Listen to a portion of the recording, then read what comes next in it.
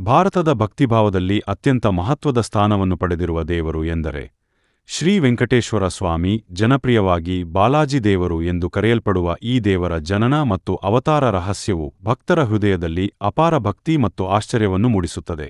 ಆ ಕಥೆ ಪುರಾಣಗಳ ಆಳದಲ್ಲಿ, ದೇವತೆಗಳ ಸಂಕಷ್ಟದಲ್ಲಿ ಮತ್ತು ಭಕ್ತರ ಮೇಲಿನ ಕರುಣೆಯಲ್ಲಿ ನಾಟಲಾಗಿದೆ. ಹಳೆಯ ಕಾಲದಲ್ಲಿ ಧರ್ಮವು ಕುಸಿದು ಹೋಗುತ್ತಿದ್ದ ಸಮಯ, ಜನರು ಸತ್ಯವನ್ನು ಬಿಟ್ಟು ಅಸತ್ಯದ ದಾರಿಯಲ್ಲಿ ಸಾಗುತ್ತಿದ್ದರು. ಈ ಕಾಲವನ್ನು ಕಳಿಯುಗ ಎಂದು ಕರೆಯಲಾಗುತ್ತದೆ. ಕಳಿಯುಗದಲ್ಲಿ ಪಾಪಗಳು ಹೆಚ್ಚಾಗುತ್ತಾ ದೇವತೆಗಳಿಗೂ ಸಂಕಷ್ಟಗಳು ಎದುರಾದವು. ಭೂಮಾತೆ ಭೂದೇವಿ ತನ್ನ ನೋವನ್ನು ತಾಳಲಾರದೆ ದೇವಲೋಕಕ್ಕೆ ಹೋಗಿ ಬ್ರಹ್ಮದೇವರನ್ನು, ಸೃಷ್ಟಿಕರ್ತ, ಭೇಟಿ ಮಾಡಿದಳು. ಪ್ರಭು, ಈ ಭೂಮಿಯಲ್ಲಿ ಪಾಪಗಳು ತುಂಬಾ ಹೆಚ್ಚಾಗಿದೆ. ನನ್ನ ಮೇಲೆ ಇರುವ ಭಾರವನ್ನು ನಾನು ಸಹಿಸಲಾರೆ ಎಂದು ಅವಳು ಅಳುತ್ತಾ ಹೇಳಿದಳು. ಬ್ರಹ್ಮದೇವರು, ಇಂದ್ರ ಮತ್ತು ಇತರ ದೇವತೆಗಳೊಂದಿಗೆ ಸೇರಿ ಈ ಸಮಸ್ಯೆಗೆ ಪರಿಹಾರ ಹುಡುಕಲು ವಿಷ್ಣುದೇವರನ್ನು ಆಶ್ರಯಿಸಿದರು. ವಿಷ್ಣುದೇವರು ಎಲ್ಲವನ್ನೂ ಕೇಳಿ, ನಾನು ಭೂಮಿಗೆ ಅವತಾರವಾಗಿ ಹೋಗಿ ಧರ್ಮವನ್ನು ಪುನಃಸ್ಥಾಪಿಸುತ್ತೇನೆ ಎಂದು ಹೇಳಿದರು. ಆದರೆ ಈ ಅವತಾರ ಸರಳವಾಗಿರಲಿಲ್ಲ. ಕಳಿಯುಗದಲ್ಲಿ ಜನರು ದುಃಖದಲ್ಲಿ ಬದುಕುತ್ತಿರುವಾಗ ಅವರಿಗೆ ನೆರವಾಗಲು ದೇವರು ಮಾನವ ರೂಪದಲ್ಲಿ ಇರಬೇಕಾಗಿತ್ತು. ಇದರಿಂದ ವಿಷ್ಣುದೇವರು ಶ್ರೀನಿವಾಸ ಎಂಬ ರೂಪದಲ್ಲಿ ಭೂಮಿಗೆ ಬರಲು ತೀರ್ಮಾನಿಸಿದರು. ಭೂಮಿಗೆ ಬರಲು ಸ್ಥಳವನ್ನು ಆರಿಸುವಾಗ ವಿಷ್ಣುದೇವರು ದಕ್ಷಿಣ ಭಾರತದಲ್ಲಿರುವ ಒಂದು ಪವಿತ್ರ ಪರ್ವತವನ್ನು ಆಯ್ಕೆ ಮಾಡಿದರು. ಈ ಪರ್ವತವನ್ನು ವೆಂಕಟಾಚಲ ಎಂದು ಕರೆಯಲಾಗುತ್ತಿತ್ತು. ಇದು ದೇವತೆಗಳ ನೆಲೆಸಿರುವ ಸ್ಥಳ ಎಂದು ಪರಿಗಣಿಸಲಾಗುತ್ತಿತ್ತು. ಇಲ್ಲಿ ದೇವರು ತಪಸ್ಸು ಮಾಡಿ ಭಕ್ತರಿಗೆ ಕೃಪೆ ನೀಡಲು ನಿರ್ಧರಿಸಿದರು. ಈ ಕಥೆಯಲ್ಲೊಂದು ಮಹತ್ವದ ತಿರುವು ಇದೆ. ವಿಷ್ಣುದೇವರ ಪತ್ನಿಯಾದ ಲಕ್ಷ್ಮೀದೇವಿ ಒಂದು ದಿನ ಬ್ರಹ್ಮರ್ಷಿ ಭೃಗು ಮುನಿಯ ಘಟನೆಯಿಂದ ಕೋಪಗೊಂಡು ವಿಷ್ಣುವನ್ನು ಬಿಟ್ಟು ಭೂಮಿಗೆ ಬಂದಳು.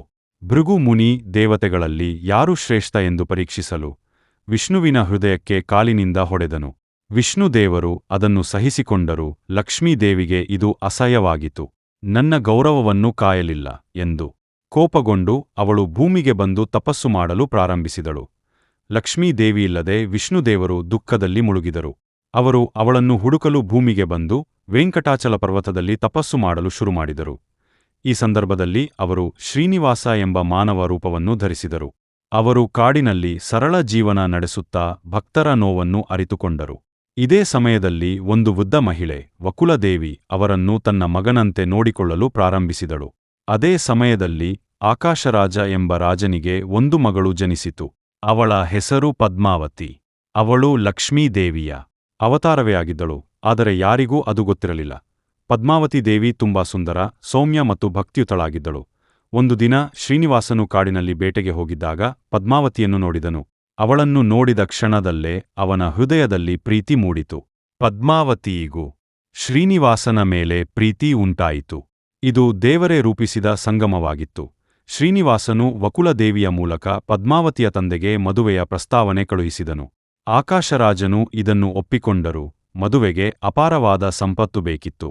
ಶ್ರೀನಿವಾಸನು ಅದಕ್ಕಾಗಿ ಕುಬೇರ ದೇವರನ್ನು ಸಂಪರ್ಕಿಸಿದನು. ಕುಬೇರನು, ನೀನು ಭಕ್ತರಿಂದ ಹಿಂತಿರುಗಿಸಬೇಕು ಎಂಬ ಷರತ್ತಿನ ಮೇಲೆ ಹಣವನ್ನು ಸಾಲವಾಗಿ ಕೊಟ್ಟನು. ಶ್ರೀನಿವಾಸ ಮತ್ತು ಪದ್ಮಾವತಿಯ ಮದುವೆ ಬಹಳ ಅದ್ದೂರಿಯಾಗಿ ನಡೆಯಿತು.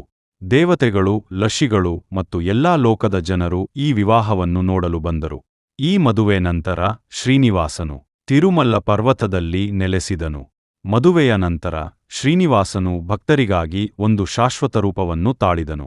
ಅದೇ ಇಂದಿನ ಬಾಲಾಜಿ ದೇವರು.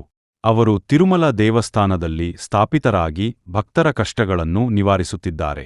ಭಕ್ತರು ಇಂದು ಕೂಡ ಕುಬೇರನ ಸಾಲವನ್ನು ತೀರಿಸಲು ಹುಂಡಿಯಲ್ಲಿ ಹಣವನ್ನು ಅರ್ಪಿಸುತ್ತಾರೆ.